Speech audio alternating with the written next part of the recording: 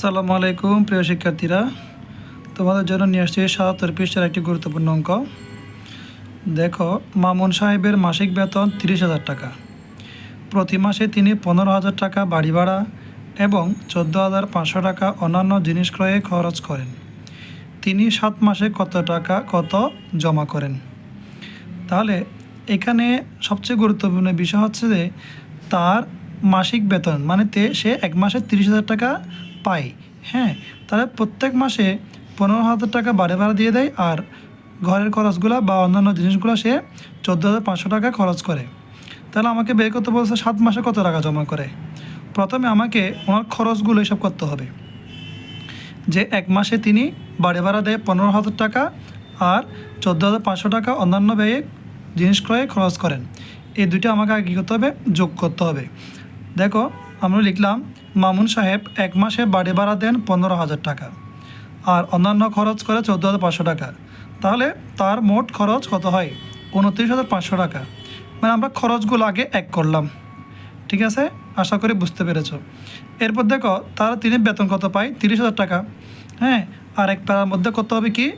তিনি মাসিক বেতন পান ৩০,০০০ টাকা। সেখান থেকে তার মোট খরচটা আমরা কী দিব? বাদ দিব। তার মোট খরচ হয় কি? ২৯,৫০০ টাকা। তাহলে আর অবশিষ্ট কত থাকে? ৩০,০০০ থেকে ২৯,৫০০ বিয়োগ করলে থাকে কত? ৫০০ টাকা।